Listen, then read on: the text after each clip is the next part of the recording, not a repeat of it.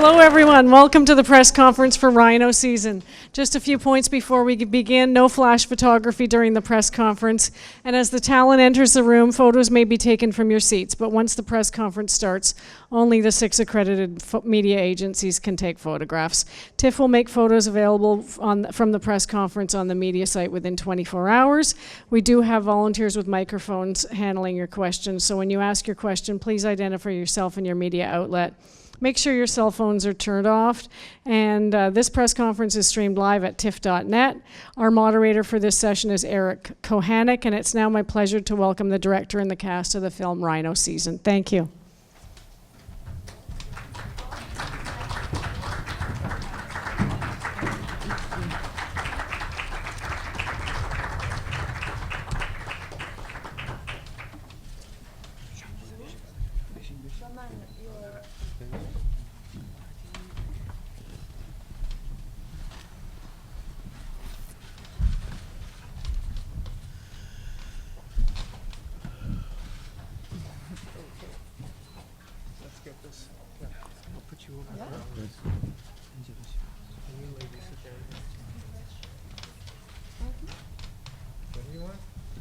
Okay, we're all set. Good afternoon and welcome to the press conference for Rhino season. My name is Eric Kohanek. I'm your moderator for this afternoon. With us today we have cast members as well as the writer and director of the movie. Going from my immediate left, we have Belchim Billigan, who plays the role of Ebru, the pimp with a heart of gold, I guess, in this movie. Next to Belchim, we have Monica Bellucci, who takes on the central role of Mina, the wife of Sahel. Next to Monica, we have the film's writer and director, Bachman Gobadi.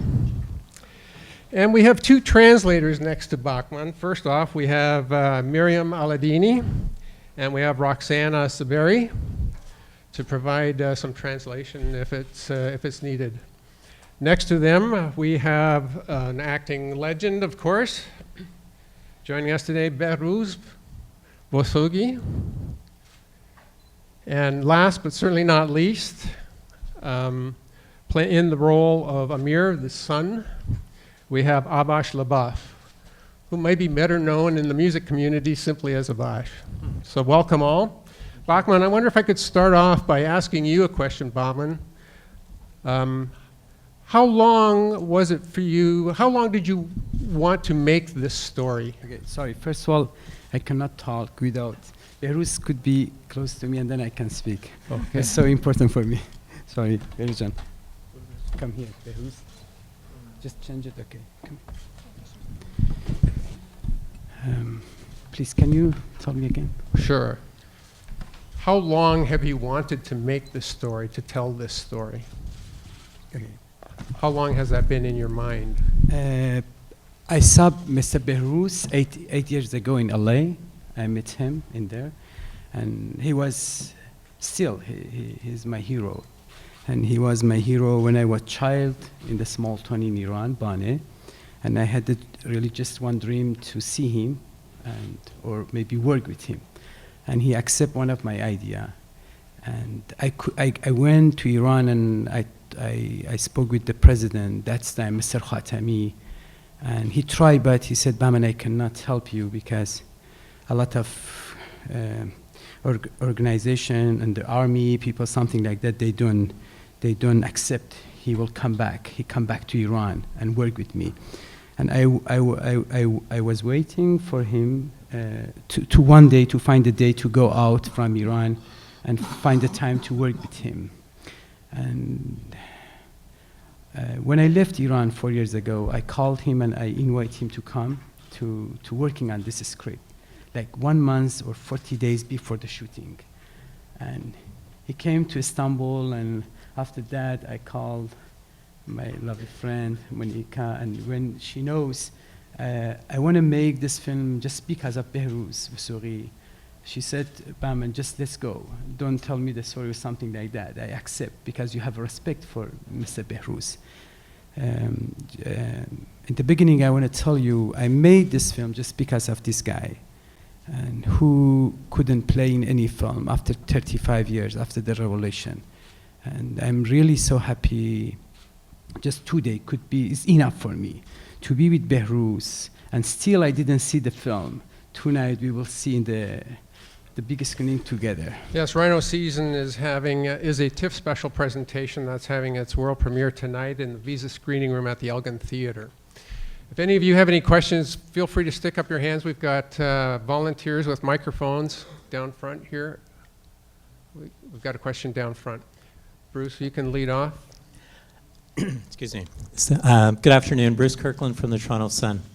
I'm curious for Monica to explain her relationship with the director and also her relationship with Iranian cinema in general, or maybe specifically whether it's horses, Persian cats, flying turtles. You seem to have a zoological intrigue, but nevertheless, I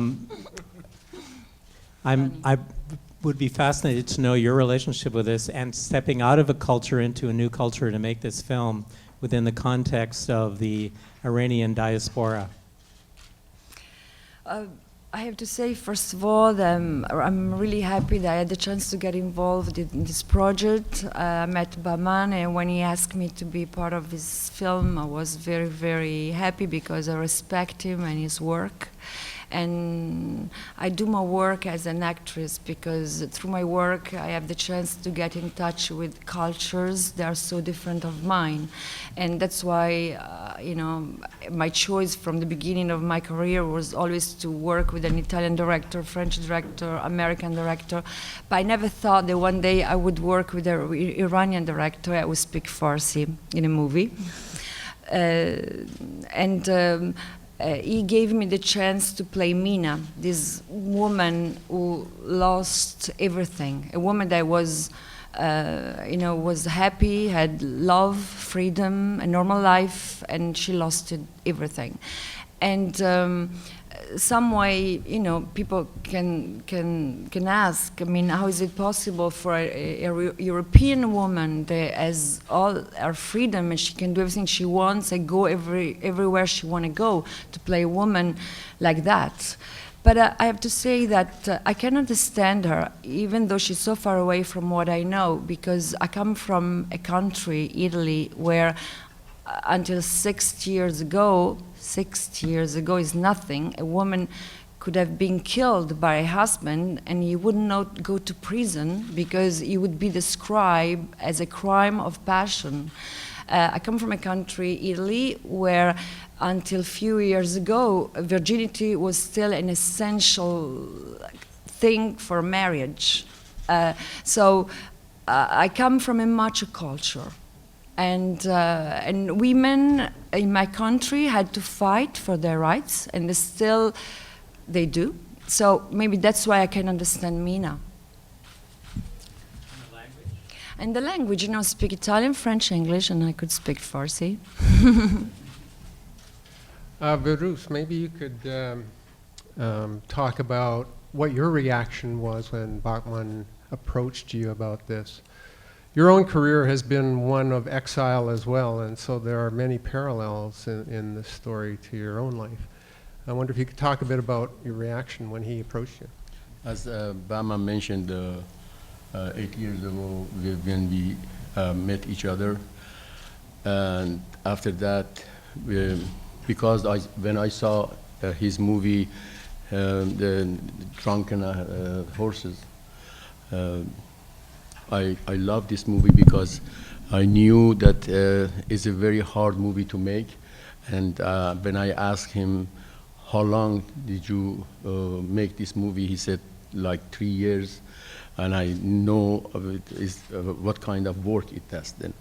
Then we talk about, you know, if we work together sometimes. And that takes time, like 2-3 years after. He offered me 3 options of the 3 synopses of the movie, and he said, choose one of them and let me know which one you like it, then I work on it. And I choose this one that now we made it, and then Then he worked on it, and he said, right now I'm making a movie in Iran named Cat. Nobody knew anything about the Persian cat. And then after I finish this, I'm going to start this movie. And I said, okay. After 2-3 months later, he called me and said, okay, now we are ready to work. And then I came to Istanbul and we started. Remember to stick up your hands if you have a question down there. We'll get a microphone to you. Go ahead. Thank you, Ernesto Garrad from Chile. I just want to ask Monica, hi, how? I don't see you. Oh, okay. Now, I just want to ask you, how was your relationship with the younger actors, and how was your research to portray this strong character? Thank you.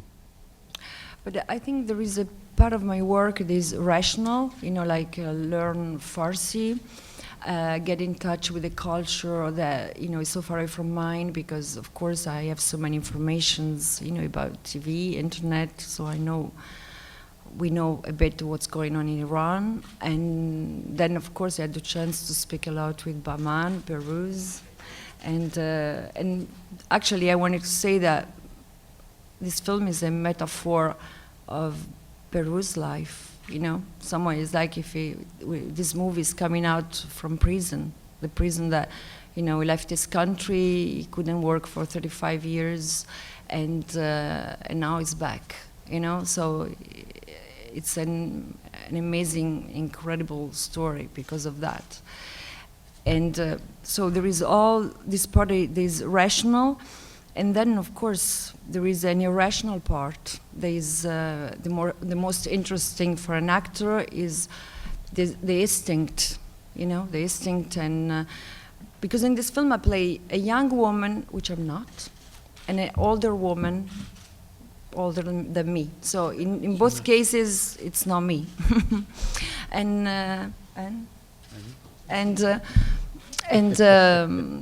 so I mean. What I like is the instinct part, which is those moments where you really don't know what to do 2 minutes before shooting, And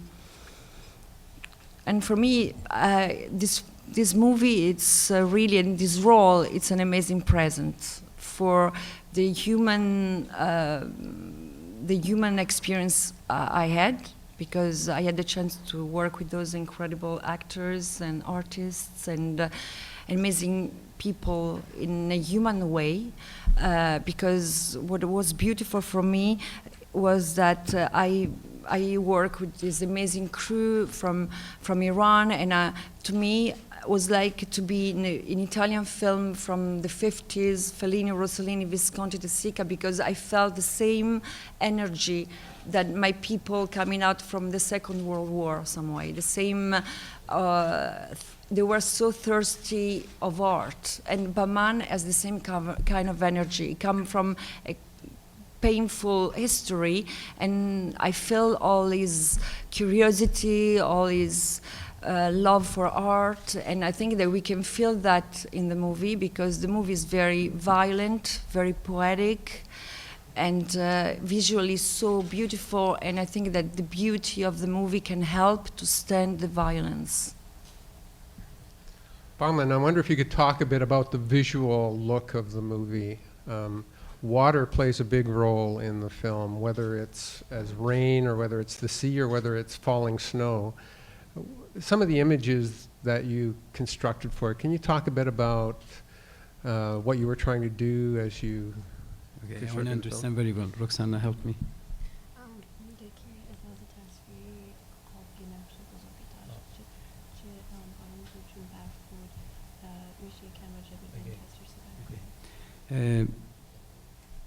شاعر گمنامی داریم توی کردستان که من از بردن اسم کوچیکش پرهیز میکنم، به خاطر اینکه همچنان در کردستان ایران هست، آقای کمانگر و دوست نزدیک دایی من هستن، بودن، چون دایی من توی جنگ شهید شدن توسط دولت ایران. وقتی که باش حرف زدم و شعراشو خوندم دیدم خیلی اون هم مثل من خیلی به حیوانات علاقه‌مند بود و بخشی از خاطرات تلخش رو آب رو دشمن خودش خطاب میکرد آب رو و این از اونجا میاد برای من و سعی کردم توی فیلمم به شعرهای اون آدم نزدیک بشم و خیلی جاها چون زمانی که سر ست بودم تصمیم گرفتم که مثل خود رول اول فیلم مثل یک شاعری عمل کنم که بدون هیچ استوری بوردی داره میره سر صحنه و سعی کردم شعر بنویسم با دوربینم و دیالوگو همون لحظه به مونیکا و بهروجان و همه میدادم. یعنی داستان سر صحنه شکل میگرفت، دیالوگا سر صحنه شکل میگرفت که بیشتر وفادار بمونم به اون سینمایی که میخواستم بهش نزدیک شم، به عنوان سینما شعر. You get all that? Okay. He said we have a poet in Kurdistan who is not well known. I won't say his first name because he's still in Kurdistan, Iran, Mr. Kaman Gar. He was a close friend of my uncle who was killed in the war. To Jang Iran Barak.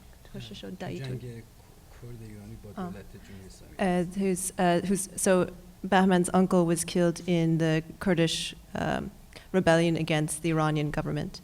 So when I spoke to Mr. Kamangar and read his poems, I saw that, like me, he was also very interested in animals, and he also talked about the role that water played in his memories. So this idea came to me from that, and I tried to get close to this person when I made this movie. When I was on the set, I decided to act like a poet who goes without any storyboard to the set and tries to create a poem. So the story and the dialogue took shape on the set when he was talking to Behruz and Monica and working with them. And I tried to be loyal to this poetic cinema. Okay, thank you.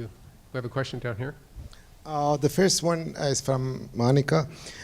Before this movie, what kind of Iranian movie you had seen before? And another question from Bahman. How do you describe your movie as a political or more romantic, poetic? But you know, Iranian films right now, they're so popular, and what happened is that, for example, when I said that I was, you know, working with Baman Kubadi, everybody was so excited, and everybody asked me, "Oh my God, it's so incredible, you know, that you have the chance to work with an Iranian director," and you know, everybody is so curious about what's going on over there, and so.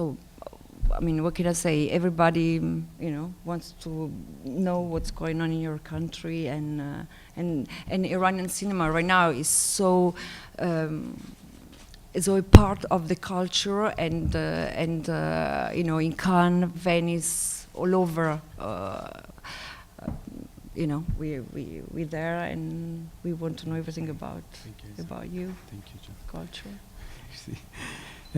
فیلمم شاعرانه است. من فیلم سیاسی نمی سازم چون سیاست متنفرم، ولی وقتی که آدم‌هایی که در موردشون حرف میزنی یه جورایی مستقیم یا غیر مستقیم، هر ایرانی به خصوص اگه کردم باشی و سنی هم باشی یه جورایی ربط پیدا میکنه به مسئله سیاسی و قصدم این بود که فقط یک فیلم شاعرانه بسازم.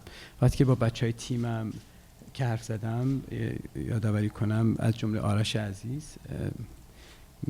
دوستی که سال هاست که با هم دوست هستیم، اینو اول صحبتام یادم رفت، یا با بلژیم که صحبت کردم گفتم یه طرح اینجوری دارم و همه به خاطر بهروز عزیز اومدن و از اولم تصمیم گرفته بودیم هممون که این فیلم رو به سمتی ببریم که هممون بیایم زیر این آیدیای ایندیپندنت که داریم، از جمله مونیکا، بهروجان، بلژیم عزیز، آرش عزیز، یلماز اردوان، کسایی که با ما، یا برن ساعت، همه اومدیم که شعرهای این آدم رو توی داستان به زبان شاعرانه تعریف کنیم، از هر چیزی که کمرشال باشه و ما رو به سینمای بدنه‌ای که به وصل کنه به به دعوت تماشاچی زیاد به خاطر اینکه ما چند تا استار داریم رو نفیش کردیم، یعنی مانعش شدیم.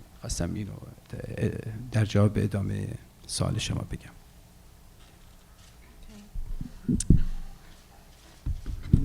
My film is more poetic. I don't make political films because I don't like politics. But when you talk to the Iranian people indirectly or directly, every Iranian, especially if you're Kurdish and Sunni, somehow this, what you talk about is linked to political issues. When I spoke to my team, and I remember a sentence that Arash said, Arash, who is a friend of mine for many years, or with Belgine, when I spoke to them, I said, this is my idea for the movie, and we decided from the beginning to take the film in the direction that we would tell this poet's story in a poetic way. And That's it. It's enough. It's enough. It's good. Yeah, thank you. Another question over here.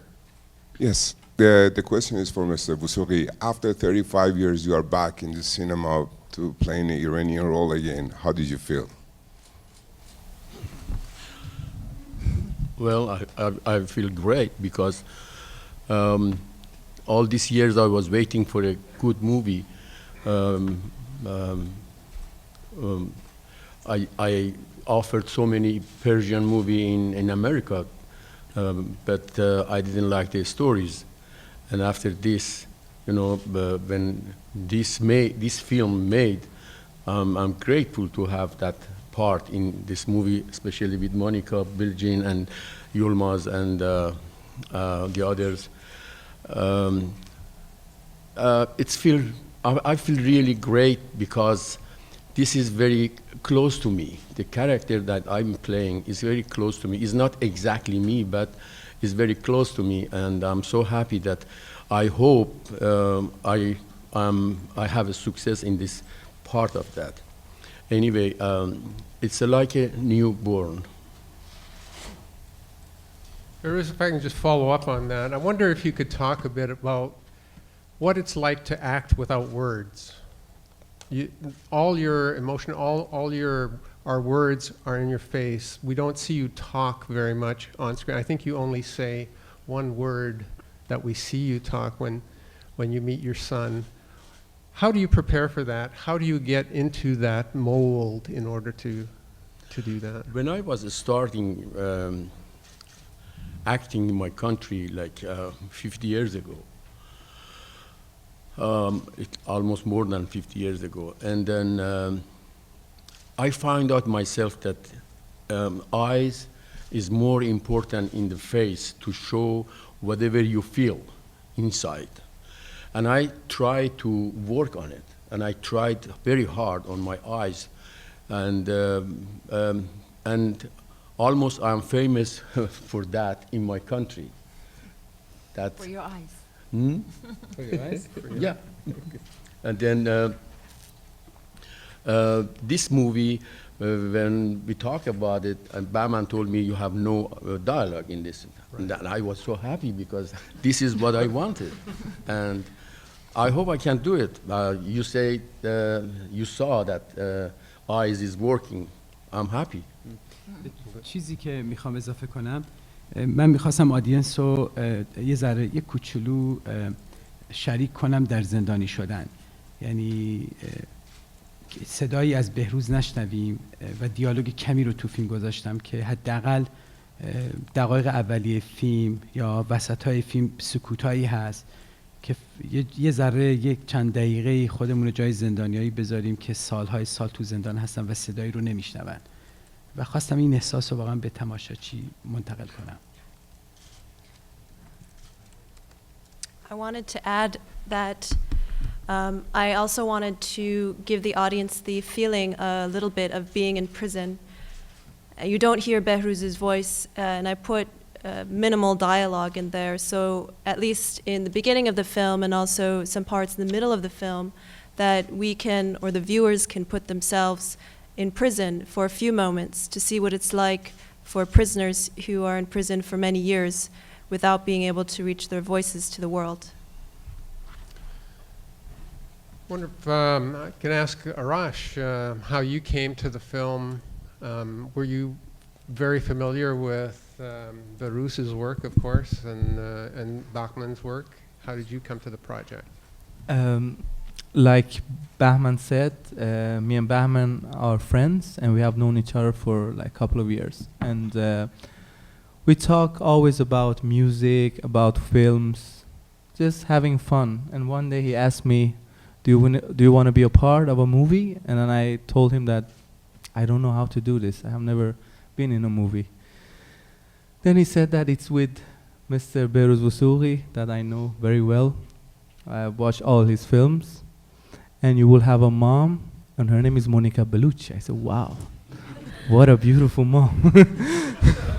How can I say no to that? So I said to Bahman, thank you very much, Bahman. I would love to be in this movie. So now I haven't seen the movie yet, and it will be, I'm so excited for tonight. And working with these great people, it was a pure pleasure. And yeah. Remember to stick your hand up if you have a question. We'll get a microphone down to you. In the meantime, let me ask Belchim. You have a lot of dialogue in the movie compared to everyone else. I'm the talkative one. Talk a bit about what it was like to work with Behruz, too. I'm sure you were familiar with him, and also to get into your character and the energy that you had to bring to that character. Talk a bit about that. First of all, Bahman is my close friend. It's been so many years. And then when he tell me about the story and he tell about this legendary big actor, Behruz Vossoughi, I was so excited about it to be a part of this film. And what happened with my character was really so funny because I was the only one who is speaking all the time in the movie. But I hope not to get bored some people while they're watching. It was going to be first time I will watch tonight. And I hope I'm not going to feel embarrassed about it, but because just before the scene, Bahman was giving me energy to play, and I was doing something. I don't know what I did, but to feel this girl, I a little bit searched. I mean, this feeling to be like that and to normalize, to work and to sell your body, and I mean, it's a little bit complicated for a woman to make empathy for this, but I don't know. I hope it works. من یه چیزی رو توضیح بدم. بزرگترین رولی که بلژیم داشت اگزکتیو پرودوسر بود، یعنی از لحظه اول واقعا قصه منو میخورد مثل یک خواهر و تا به امروز هم درگیر مسائل پروداکشن فیلم هست و بدون بلژیم و همسر آرتیستش یلماز اردوان واقعا این فیلم به راحتی ساخته نمیشد. و اینم اضافه کنم به جز این مهربونی های مونیکا سر ست و رابطه خیلی خوبی که داشتیم که همیشه اعتقاد دارم که مونیکا اول انسان خوبیه، دو انسان خوبیه، سه بازیگر خیلی خوبیه. اینم اضافه کنم در ادامه بلژیم. One of the biggest roles that Belgium has had was also as as executive producer, and from the first moment she was worried about me like a sister, and today she's still taking part in the production of the film. And without her and her husband, who is an actor, Yilmaz Erdogan, this film could not have been made as easily as it was. And also I want to add about Monica, who is very kind. I like to say that number one, Monica is a good human being. Number two, she's a good human being. And number three, she's a very good actress. We have a question down here. Yes, really. The question from Mr. Vossoughi. You have worked with many great, movie makers. I personally remember you about 40 years ago in the city of Andimesh with Jalal Muqaddam and in Farar az Taleh. Anyway, how do you compare working with Bahman to the other great movie makers and directors? When I started working with Bahman had a special way to direct, and it was new for me because dialogue was on the set, everything on the set. I knew the story, what is the story, but everything was on the set, and sometimes was difficult for me because I didn't work like that. And then in the beginning, it was a little bit hard, but after that, I used to it, and I like it because it's a unique way to direct a movie, and it's only his way to make that kind of movie, that kind of directing. That's what I liked it very much. And for the difference with the Persian director that I worked very much in my country, you know, directing is the same thing, but test of directing is different between all directors in the world. They have the director that everybody knows how, if it goes to the movie industry, they can direct movie. But the only director that is different is have a special taste for the directing. That's why the Iranian has the same thing, the directing, all the same directing that others do in the world. But unique, the thing is very important for me because I saw Bahman is different with the others. We have a question down here. Hi there, Jennifer Pagliaro from the Toronto Star. I had a question for Bahman. Wondering if you could speak a little bit more to the animal themes in some of your movie titles. This will be your fourth that includes an animal. How does it relate to your film and to the story? من عاشق حیوانات هستم بیشتر از عشقم به انسان‌ها. این صادقانه بگم. احساس میکنم که باور دارم که بین هر جانداری، هر حیوانی که هست توی کره زمین یک شکل رابطه هست با انسان. همیشه مثلا وقتی که یک گربه میبینم ساعتها میشینم به چشاش نگاه میکنم و سعی میکنم یک رابطه پیدا کنم، یه مسیجی احساس میکنم میخواد به من بده. خیلی با حیوونا خیال میکنم، خیلی با حیوونا تصویر سازی میکنم. سر ست بودم، یادم 4 روزم بیشتر وقت نداشتیم توی کاپادوکیا. وسط ست بود، رفتم دور شدم از گروه، یه حشره کوچیکی دیدم 3-4 ساعت اونجا نشستم و گروه هم همینجوری اونجا منتظرن. اینقدر احساس گرفتم از اون جاندار کوچیک که بعد که برگشتم تو برگشت 3-4 تا شات خیلی خوب به ذهنم رسید و فکر کردم هست به خاطر اینکه منو یه جورایی در مسیر تصویر سازیم کمک کنه. همچنان باور دارم به رابطه انسان با حیوانات که برای ما هست که بتونیم یه چیزا رو کشف بکنیم و چون نمیتونیم اونا رو دعوت کنیم به سالن‌های سینما، همیشه دوست دارم تو تایتل‌های فیلم هم باشن و بی ربطم نیست اگه گذاشتم کرگدن، اگه گذاشتم A Type from Drunken Horses یا Tortoise Can Fly یا No One Knows About Persian Cats. بی ربط نیست و دوست دارم سوال بکنی و این سوالت باعث میشه که یکم هم به فیلم ها فکر کنی هم به این حیوانات فکر کنی. I love animals, maybe even more than my love for human beings, truly. I feel that there is a relationship between every animal in the world. There's some kind of relationship with human beings.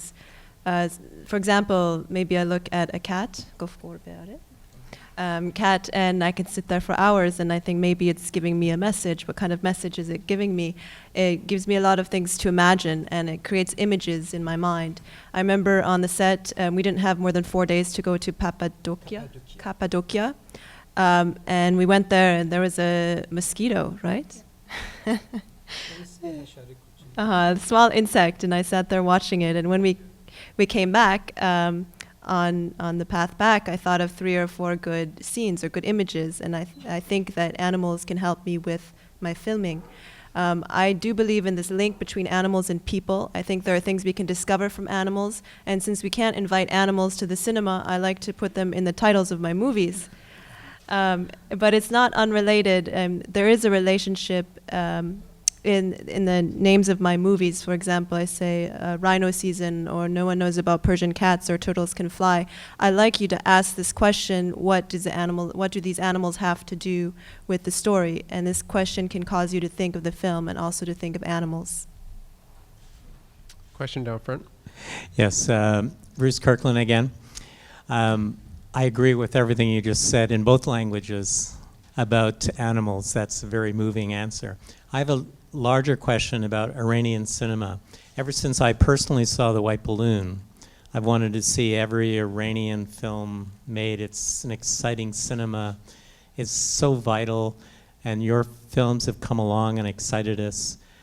And yet it's such a difficult country, and it's such a difficult country in relation to its filmmakers. How does Iranian cinema survive and be so vital in the face of censorship, repression? اینقدر ریشه فرهنگی و تاریخی ما قویه که مثل موجودی میمونیم که هر چقدر باز ریشه ما رو بزنی باز این رشد میکنه، قابل قطع شدن نیست. اینقدر این ریشه قویه، اینقدر این تمدن و فرهنگ قویه که با هیچ سیستمی و هیچ حکومت اینا ریشه کن نمیشه، با هیچ سانسورشیپی نمیشه جلوی این احساس، این چیزای انسانی که توی فیلم‌های ما هست، یه ریشه تاریخی داره، جلوی اینا نمیتونه گرفته بشه و این از اونجا میاد به نظر من. و اگه رها میکردن قلیان میکرد. متاسفانه تمام سینمای ایران، تمام شاخه‌های فرهنگی هنری ایران، از جمله ادبیات داستانی، تئاتر، فوتوگرافیک، نقاشی، همه چیز تحت کنترله. دریایی، اقیانوسیه که الان شما قطره‌ای رو میبینید اینجا و این ستایش نیست از فرهنگ من ایرانی یا فرهنگ من کرد. این یک واقعیته. اونجا سرزمین بکریه که اشغال شده، سرزمین اشغالیه که اشغال شده است که باید برگرده به صاحبان فرهنگ و اهل فرهنگ و قلم و هنر که کل مردم ایران صاحب این اندیشه و تفکر هستند.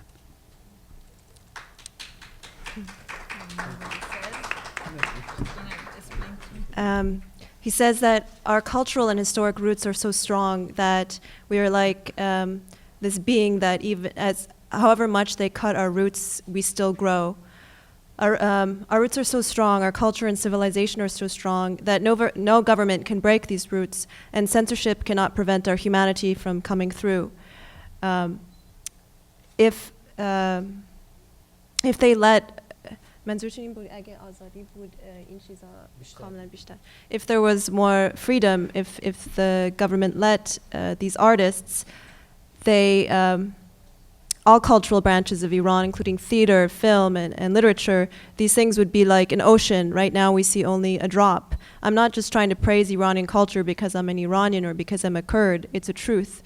This is a land and it's a culture that has been occupied, and it must return to those people who are the owners of this art, and these are the Iranian people themselves. و من از سرزمین اسطوره میام، سرزمینی که بیشترین اسطوره ها رو توی ادبیات اساطیریمون داریم و بعد به فیلمم نگاه میکردم، فکر کردم من این فیلم رو واقعا من نساختم، این فیلم توسط من ساخته شد و خیلی شاید آمدانه آگاهانه اشراف نداشتم به ایدم، به فکر فیلم. وقتی که روی پرده میبینم تازه میفهمم این از من گذشت، رد شده و پس این نشون میده که از یک بک‌گراندی این داره میاد، نه از بهمن قبادی میاد. من یک وسیله‌ام برای روایت کردنش و توی اساطیر، توی ادبیات، توی فرهنگ اساطیری ما میگیم که قهرمان‌های ما مثل ساحل، مثل بهروز، آدمایی هستن که خود ذات هستن، نیستن که It's so hard to explain to you, Roxana. I hope you understand. Okay, do that. I will tell you the. Okay. Okay, I'll say what I understand. So I come from a land of many myths, of many myths, Legends. Okay, I come from a land of many legends. We have many legends. And when I look at my film, I think that I didn't really make this film. The film was made through me. When I watch it on the screen, I understand that this film came through me. It shows that it came from a background, and I'm just a vehicle for telling the story. And in this culture of ours that has many legends, we have many heroes like Sahel and like Behruz, people who are, how do you say khodzat? Independent or khodzat منظورتون چیه در خودزاد این خودش به دنیا آمده. that they like bring themselves to life. و این خودذاتی زمانی شروع میشه توی فیلم. میخوام اشاره کنم حداقل مثال فیلم رو دارم میگم به خاطر اینکه بگم که چقدر این سرزمین باریش است. بهروز برای من اون اسطوره است، همچنان که زندگی شخصیش برای من این آدم اسطوره بوده. یک آدم خودذاتی بوده که هیولاهایی هستن توی سرزمین ما، مثل دولت امروز من که نمیذارن که باید، یعنی نمیخوام واقعا پلیتیکم حرف بزنم، ولی ناچارم خیلی کنترل میکنم خودم و این روزها خیلی کنترل میکنم که در مورد این چیزا حرف نزنم و فکر میکنم با مرگ این هیولاها این اسطوره ها دوباره برمیگردن به کره زمین، برمیگردن به این سرزمینی که من توش هستم. هیچ راهی نیست برای بازگشت اینها. اینا اسطوره‌ای هستن که الان توی یک خفقانی هستن تو سرزمین من که فقط با نابودی هیولاها میتونن دوباره برگردن و دوباره کار کنن و حضور داشته باشن. For example, from the film, I want to talk about how Behruz is for me a legend. He is a legend of a man who made himself. And I think today there are many, Hayulaha is like bad things, evil things in our country, like our government today. And even though I don't want to talk about politics, I feel like I have to. I think that until these things don't go away, that these legends like Behruz cannot return to this land and work and have a presence there. Behruz, I wonder if I could just follow up on that. When I looked over your list of credits, I was amazed that there were episodes of Jake and the Fat Man, T.J. Hooker, and Falcon Crest in among the mix. Talk a bit about, I mean, you rose to great fame in Iranian cinema. And then you made the move to North America at a time when the whole world seemed to be collapsing there in your country. Talk a bit then about the difficulty it was, the struggles you had as an actor in North America. And did you ever think that you would be able to recapture the former glory in cinema that you once had? And you seem to be on that path now, but did you ever think that would ever be possible? The time that I was in America, time was for the hostages time. And it was so difficult. They look at Iranian people like a terrorist. And then I started to, as you mentioned, some series in America. But one day I said to myself, what are you doing? What do you want? These are not things that you like it. And they are not going to give you whatever you wanted because the situation is very bad. And I told my agent, okay, I don't want to play any kind of these roles. If you find good role for me, it's okay, but otherwise I'm not going to do that. And I start not working because I said to myself, if I did something right in my country and that's good enough, I'm not going to add anything to that. Then why I'm doing this? Then that's why I stopped working like that. And then all that, as I mentioned, all the Persian story that they offered me, I didn't like it. Then I waited. That's it. Okay. If we have no more questions, we'll wrap this up. Rhino Season is a TIFF special presentation. It will have its world premiere tonight in the Visa Screening Room at the Elgin Theater at 9 o'clock. I want to thank you all for being here. Thank you all for coming. Thank you. Thank you. Thank you.